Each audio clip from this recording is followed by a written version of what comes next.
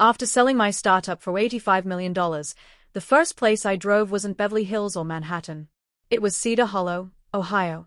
Straight to the two-story colonial house where my father once stood on the porch, pointed at the street, and told me, "You'll never own anything in this town." I parked across from the maple tree I used to climb as a kid. The paint on the shutters was peeling now. The driveway had cracks running through it. But the house still stood tall, just like his pride did the night he threw me out. This time, I wasn't carrying a duffel bag. I was carrying the deed. Stick with me while I share my story, and if it touches you, don't forget to support our channel by hitting that subscribe button, dropping a like, and sharing it with the people you care about. My name is Brennan Calloway, and 10 years ago my father, Glyn Calloway, made it clear I wasn't the son he wanted. My mother, Mary Beth, didn't argue. She just stood there, arms folded, like I'd already disappointed her beyond repair. My older brother, Trenton, watched from the hallway with that look he'd perfected, the one that said he'd won again without even trying. That night started with me telling them I was leaving college to build a software company. It ended with my suitcase landing on the lawn. "You'll crawl back broke," Dad said before slamming the door. I didn't crawl back. I built something bigger. And now I was back, not to beg, but to collect. I didn't leave that night because I hated them. I left because I finally understood my place in that house. Trenton was the investment. I was the expense. Growing up, everything revolved around him. When he made varsity quarterback, Dad hosted a neighborhood barbecue. When I won a regional robotics competition, Mom said, "That's nice, honey," without looking up from her phone. Trenton went to Northwestern for finance. My parents framed his acceptance letter. When I got into Ohio State for engineering, Dad asked, "Is that the best you could do?" But I didn't care about prestige. I cared about building things. Sophomore year of college, I met Kellen Rourke and Davis Imoni in a campus coding lab at 2 a.m. We weren't chasing glory, we were solving a problem. Small trucking companies were drowning in outdated logistics systems. We designed software that automated freight contracts and reduced overhead. It wasn't flashy. It worked.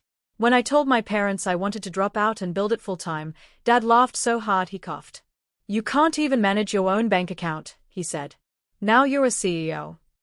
Mom added, "You're not Trenton. Stop pretending." That stung more than anything. The family meeting that followed wasn't a discussion. It was an ultimatum. Stay in school.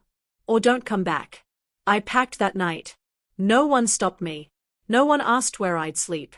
As I stepped off the porch with my duffel bag, Trenton leaned against the door frame and said quietly, "You're going to regret this."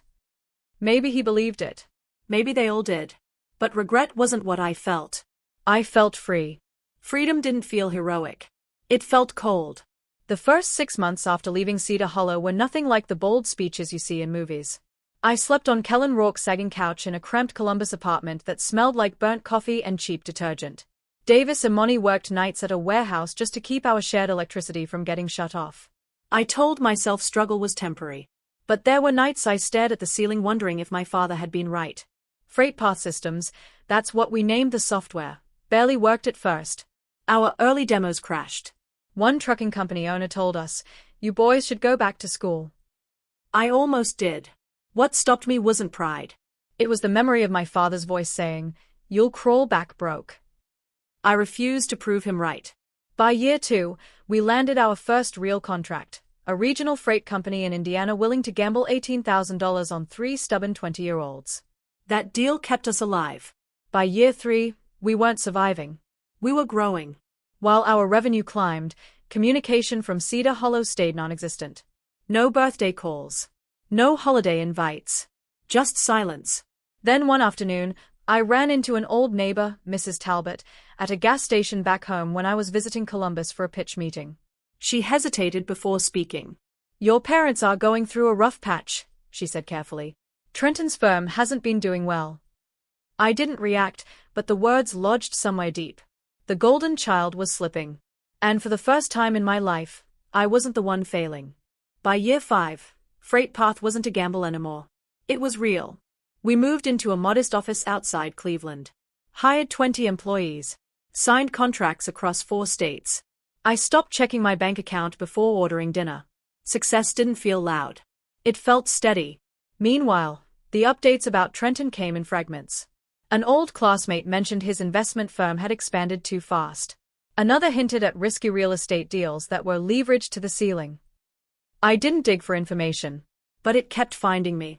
One evening, Davis walked into my office holding his phone. "You ever tell your family how big we are now?" he asked. "No." "Why?" I didn't answer. Because part of me still wanted them to discover it on their own. To realize they were wrong without me having to say it. Year 7 brought venture capital. 8 figures. National expansion. I was invited to conferences my father would have bragged about if Trenton had achieved them. Instead, Cedar Hollow stayed silent. Then, during year 9, something cracked. Through a mutual contact, I learned Trenton's firm was under audit. Not criminal, just reckless. Overextended investments. Mismanaged funds. Reputation bleeding out slowly. And Glenn Calloway, my father, the man who said I'd crawl back broke, had taken a second mortgage on the house to cover Trenton's debts. That house. The one I'd been thrown out of. I stared at the report longer than I should have. For years, I told myself I'd moved on. But hearing they were risking everything for him again stirred something sharp inside me. Not jealousy. Not anger. Something colder. Opportunity. The acquisition offer came 3 months after I learned about the second mortgage. A logistics conglomerate based in Denver had been circling us for a year. We'd turned down $40 million. Then $55 million. Then $72 million. When they wired the final proposal, $85 million in cash, my hands didn't shake. But my thoughts drifted straight back to Cedar Hollow. Kellen wanted to keep building. Davis leaned toward selling. I surprised them both by saying, "Let's take it." It wasn't greed. It was closure. The deal closed on a gray Tuesday morning. By Thursday, my attorney called with something she described as interesting timing. "Brennan," she said, "there's a foreclosure notice tied to a property in Cedar Hollow. Same address as your previous residence." My chest tightened. Dad hadn't just refinanced. He'd defaulted. Missed payments. Penalties stacking. The bank preparing to auction. Opening bid, $410,000. Estimated value, $620,000. Auction date, 3 weeks away. I told no one. Not Kellen. Not Davis. Not a single friend. On auction day, I wore a plain jacket and sat in the back of the county courthouse. 4 bidders showed up. 2 were local investors. 1 was a developer. The 4th kept whispering to his broker. The bidding climbed fast. $450,000. $510,000. $560,000. When it hit $590,000, hesitation filled the room. I lifted my paddle. $600,000. Silence. Going once. I didn't blink. Going twice. The gavel fell. Sold. The house my father swore I'd never own was legally mine. And for the first time in 10 years, I felt something I couldn't quite name. Not triumph. Not revenge. Power. The paperwork finalized in 11 days. I waited until everything was recorded before driving to Cedar Hollow. Sunday afternoon. Same time Dad used to mow the lawn. The maple tree was taller. The shutters more faded. But the house still carried that same rigid posture, like it refused to bend for anyone. I rang the doorbell. Footsteps approached slowly. When the door opened, Glenn Calloway looked older than I remembered. His shoulders sagged slightly, and the sharp certainty in his eyes had dulled. He didn't smile. "What are you doing here?" he asked. "I need to talk to you." Mary Beth appeared behind him, gripping the edge of the door like it might steady her. I stepped inside without waiting for an invitation. The living room smelled the same, leather and old wood polish. I handed Dad a manila envelope. He skimmed the first page. Then the second. His jaw tightened. "What is this?" "It's the deed," I said evenly. "Transferred and recorded." His eyes snapped to mine. "You bought the house?" "Yes." Mom's hand flew to her mouth. "That's not possible," she whispered. "It is." For a long moment, no one spoke. The ticking clock on the wall felt louder than it used to. Dad cleared his throat. "You're evicting us." "The bank was going to," I replied. "I stopped that." He didn't thank me. Instead, he said, "So this is what? Payback?" Before I could answer, the front door burst open. Trenton walked in mid-sentence, then froze when he saw me holding the envelope. His expression shifted from confusion to understanding. And then to anger. Trenton looked like he hadn't slept in days. His tailored suit was wrinkled. His tie hung loose. The golden child polish was gone. "What did you do?" he demanded, eyes locked on the folder in Dad's hands. "I bought the house," I said calmly. "You had no right."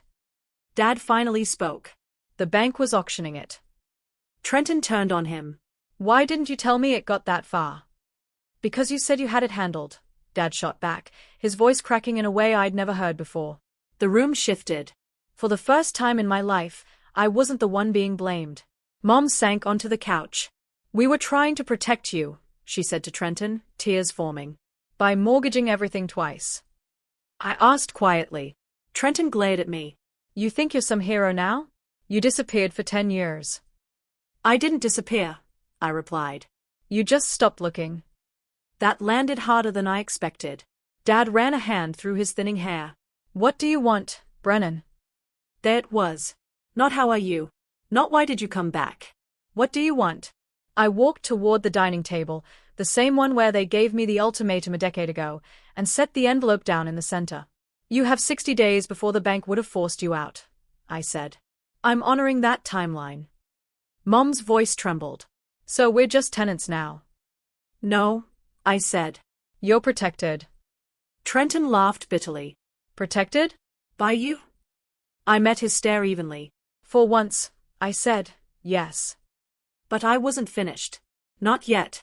Trenton paced the length of the dining room like a caged animal. "You think buying this place makes you better than us," he snapped. "You got lucky with some tech trend." Lucky. That word again. I leaned back in the chair Dad once claimed I hadn't earned the right to sit in during adult conversations. Was it luck when I slept on a couch for 2 years? I asked evenly. Was it luck when we pitched to 8 or 7 companies before one said yes? He didn't answer. Dad did. "You're still avoiding the question," Glynn said quietly. "What happens now?" Now. That word felt heavier than the deed in my pocket. "I'm not evicting you," I said. "But this house can't be collateral for anything ever again." Trenton stopped pacing. "What's that supposed to mean?" "It means no more refinancing to save bad investments." His jaw tightened. "You don't get to control my life." "I'm not," I said. "I'm stopping you from controlling theirs." Silence swallowed the room. Mom looked between us like she was watching something fragile finally crack open. Dad's voice dropped. "You think I ruined us?" "I think you kept choosing him," I said, not looking at Trenton. That was the first honest sentence I'd ever spoken in that house. Trenton's face shifted, not anger this time. Fear. Because he knew it was true. I reached into the folder again and slid another document across the table. "This house is being transferred into a trust," I said. Dad frowned. "A trust?" "Yes." "And who controls it?" Trenton demanded. I looked straight at him. "Not you." Dad picked up the trust documents slowly, like they might burn him. "Explain it," he said. "The house transfers into a protective trust," I replied. "Mom is the lifetime beneficiary. You both can live here as long as you want. Property taxes are covered. Maintenance is covered." Trenton crossed his arms. "And the catch?" "It can't be borrowed against. It can't be leveraged. It can't be touched by any outside debt." His face flushed. "You don't trust me." "No," I said plainly. "I don't." The bluntness shocked even me. 4 years, I'd swallowed every comparison, every dismissal. But standing there, financially secure, emotionally steadier than I'd ever been, I didn't need their approval. Dad sat down heavily. "I did what I thought was right," he muttered. "You protected your favorite," I replied. "Even when it cost you everything." Mom's tears finally spilled over. "We never meant to hurt you." "That doesn't change that you did." Trenton scoffed. "So this is punishment." "It's prevention." He stepped closer, lowering his voice.